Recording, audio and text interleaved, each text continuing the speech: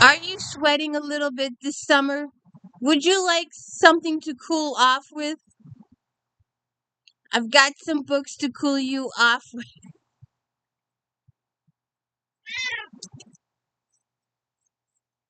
Okay, let's get out of this.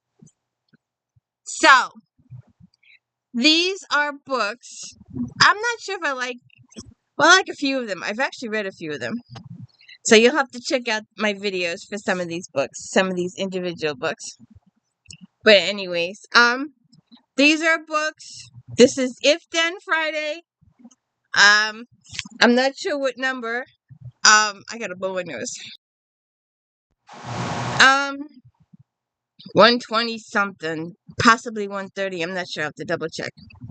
So anyways, these are If Then, and these are books to cool you off in August. These are crimes that occurred in cold places. And a couple of these we have read. And one of these came up accidentally, and I'm sitting there going, well, darn it! This should have been the first one I thought of, because I just read it not too long ago. I'm sitting there going, you turkey! You should have seen this, or thought of this sooner. But anyways, we've got, oh, and hey, this is the D. Louise book series where we read books and talk about books, no special effects, no theme music. And if you could hit the like and subscribe, I'd appreciate it. So, A Killing Cold, Kate Alice Marshall. When Theodore Scott met Connor, wealthy, charming, and a member of the powerful Dalton family, she fell in love instantly. 6 months later, he's brought her to Idlewood, his family's isolated winter retreat. How isolated is this place? To win over his skeptical relatives. Stay away from Connor Dalton. Theo tried to ignore the threatening messages on her phone, but she can't ignore the footprints in the snow outside the cabin window or the strange sense of familiarity she has about this place. Then in a disused cabin, Theo finds something impossible. A photo of herself as a child. A photo taken at Idlewood. I've been here before. Theo has almost no recollection of her earliest years, but now she begins to piece together the fragments of memories. Someone here has a shocking secret they would do anything to keep hidden, and Theo is in terrible danger because the Daltons do not lose, and discovering what happened at Idlewood may cost Theo everything. And,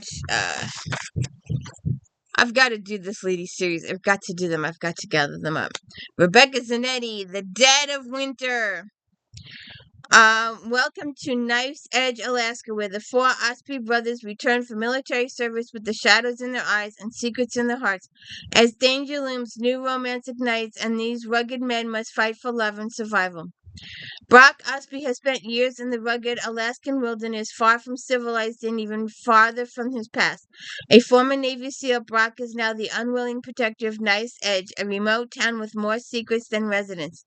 But when FBI agent Ophelia Spatzer arrives to investigate the unsolved murder of his guardian and recent unexplained deaths in the area, Brock's carefully guarded world is thrown into chaos. Yes, ma'am. As a brutal agent Ophelia Cephala has one last chance to save her career, and Knife's Edge is her shot. The isolated town is full of secrets, and she's certain Brock knows more than he's letting on.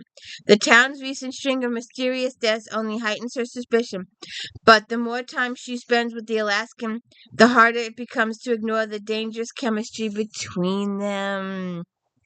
As a brutal storm traps them in the isolated wilderness, Brock and Ophelia's attraction ignites even as shadows from the past threaten to tear them apart. But with a dangerous conspiracy and powerful enemies lurking in the shadows, their only hope is to trust each other before the wildness consumes them.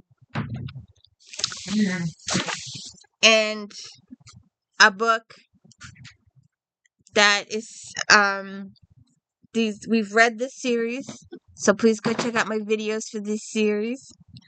Haven's Rock. This is book 3. We read all 3, so please go check out my videos for that. Haven's Rock is a sanctuary town hidden deep in the Yukon for those who need to disappear from the regular world. Detective Casey Duncan and her husband Sheriff Eric Dalton, are starting a family now. They've settled in their life here. As Casey nears the end of her pregnancy, she lets nothing, including her worried husband, stop her from investigating what happens in the forbidden forest outside the town of Haven's Rock. When one of the town's residents is drugged and wandered into too close to the edge of town, she's dragged into the woods, kicking and screaming. She's saved in the nick of time, but the women of the town are alarmed. Casey and Eric investigate the assault just as a snowstorm hits Haven Rock, covering the forest. And that's where they find a frozen body. So go check those out. Now, this one's a little on the older side. I was trying to stick with newer stuff, but she's a really good author. She's still valid today. So I thought I would throw it in. A Cold Day for Murder.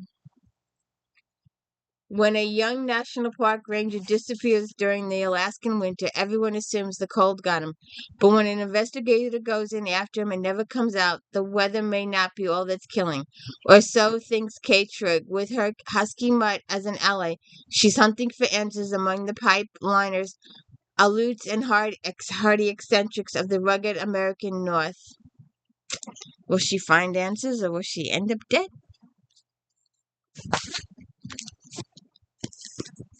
I might actually read this one too. I'm thinking about it. Linda Greenlaw, Shiver Hitch. Though she'd escaped the pollution, noise, and dead bodies of the big city when she left her job as Miami homicide detective and moved back to the idyllic town of Greenhaven, Maine. But through her work as a marine insurance investigator, it appears she left behind the bustle of the city, but not murder.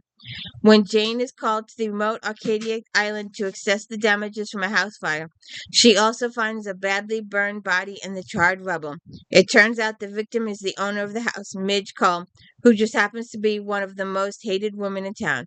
And the investigation deepens. It becomes clear that someone went to a lot of trouble to orchestrate this murder and make it look like an accident. I'm gonna have to look into this one. Oh, and I need to show you the mush. There she is. My mush. She's here. Oh, is this the same? Huh. We should put the two of them up. 2 books in the same Dead of Winter, same title. Rebecca Zanetti and Darcy Coates have the same title. Do you know how many books have the same title? Authors. Why do authors use somebody else's title? I've had a couple of authors that have been published in the same month and they have the same title. I've had a couple that's happened in new releases. I've done it a couple of times. But there's been 2 or 3 books that come out with the exact same title by different authors. How do you promote your book and not promote their book if their book has got the same title to it? When Krista joins a tour group heading deep into the Rocky Mountains, she's hopeful this will be her chance to put the ghosts of her past to rest. But when a bitterly cold snowstorm sweeps the region, the small group is forced to take shelter in an abandoned hunting cabin. Despite the uncomfortably claustrophobic quarters and rapidly dropping temperature, Christy believes they are safe as they wait out the storm. She could be more wrong. Deep in the night, their tour guide goes missing, only to be discovered the following morning, his severed head impaled on a tree outside the cabin. Terrified and completely isolated by the storm, Krista finds herself trapped with 8 strangers. One of them kills for sport, and they're far from finished. As the storm grows more dangerous and the number of survivors dwindles one by one, Krista must decide whom she can trust and whom she can't. This one has shown up a few times in If Thens. Chapina Lapel. And I think this was just in. Let me just double check here.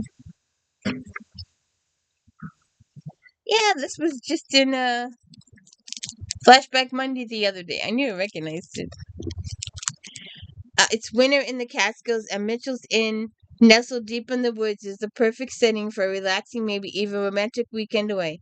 It boasts of spacious old rooms with huge wood-burning fireplaces, as well as stocked wine cellar and opportunities for cross-country skiing, snowshoeing, or just curling up with a good mystery. So when the weather takes a turn for the worse and a blizzard cuts off the electricity and all contact with the outside world, the guests settle in and try to make the best of it. Soon, though, one of the guests turns up dead. It looks like an accident, but when a second one turns up dead, you don't know.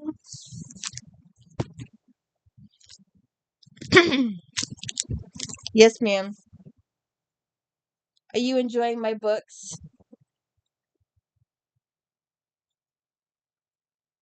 She only likes this side of town. She doesn't like the paranormal side of town anymore. Finicky child.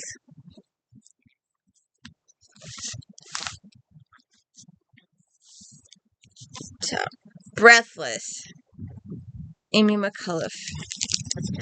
Journalist Sissy Wong is over her head. She's come to Mansu, the 8th highest peak in the world, to interview international famous mountaineer Charles Fay on the last leg of the record-breaking series of summits. She's given up everything for the story, her boyfriend, her life savings, the peace she's made with climbing failures in the past. But it's a career-making opportunity. It could finally put her life back on track.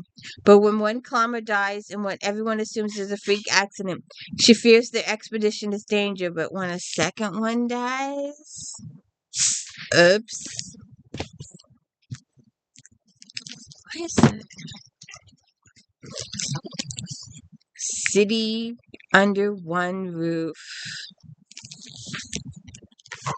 When a local teenager discovers a severed hand and foot washed up on the shore of a small town of Point Meadow, Alaska, Kara Kennedy is on the case. A detective from Anchorage, she has her own motives for investigating the possible murder in this isolated place, which can only be accessed by a tunnel. After a blizzard causes the tunnel to close indefinitely, Kara is stuck among the odd and suspicious residents of the town, all 205 of whom live in the same high-rise building and are as icy as the weather. Kara teams up with Point Meadow Police Officer Joe Bursky, but before long, the investigation is complicated by gang members from a nearby native village.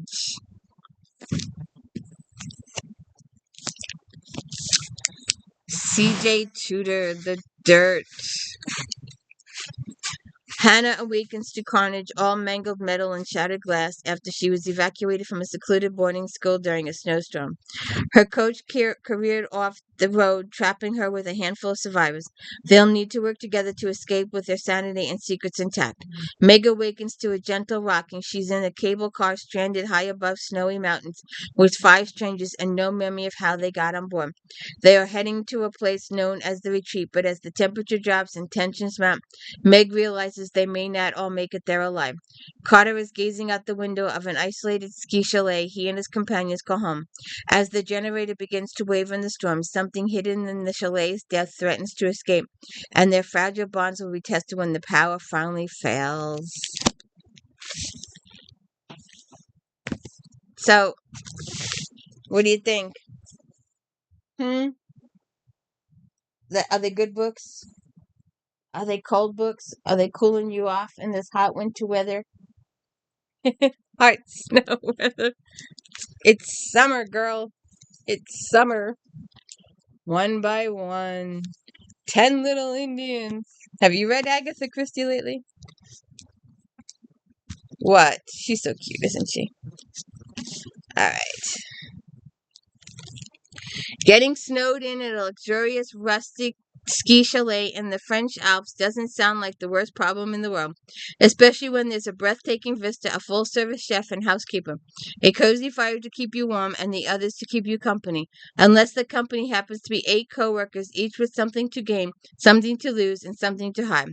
When the co-founder of Snoop, a trendy London-based tech startup, organizes a week-long trip for the team in the French Alps, it starts as a corporate retreat like any other. PowerPoint presentations and strategy sessions, broken up by the mandatory bonding on the slopes. But as soon as one shareholder upends the agenda by pushing a luxurious but contentious buyout offer, tensions simmer and loyalties are tested. The storm brewing outside the chalet is no match for the one brewing inside.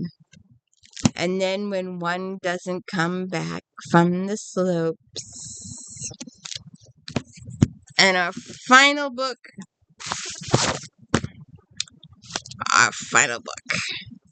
And I'm not sure about this one. You know, I could have.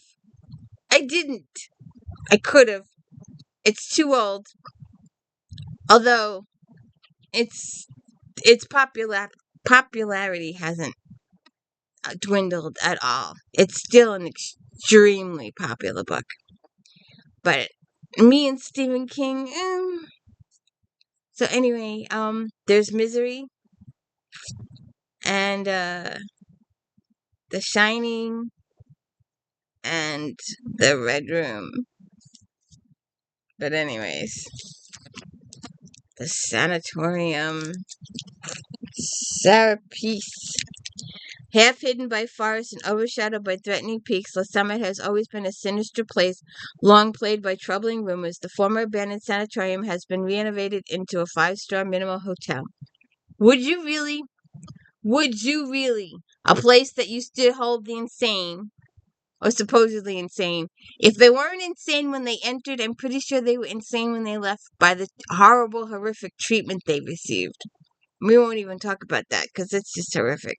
The history stories about this stuff is horrible. An imposing, isolated getaway spot in the Swiss Alps is the last place Ellen Warner wants to be. But Ellen's taken time off from her job as a detective, so when her estranged brother Isaac and his fiancée Laura invite her to celebrate their engagement at the hotel, Ellen really has no choice. Arriving in the midst of a threatening storm, Ellen immediately feels on the edge. There's something about the hotel that makes her nervous. And when they wake the following morning to discover Laurie is missing, Ellen must trust her instincts if they hope to find her. With the storm closing off all access to the hotel, the longer Laurie stays missing, the more it's panicking. So she's obviously deceased. So anyway, did those books cool you off at all? You think? What do you think? What'd you think? Were they good books? Did you like those books? Are you going to read any of those books? Are they cold enough for you? Hey, don't forget Eve Dallas tomorrow on Saturdays. We're spoiling the characters.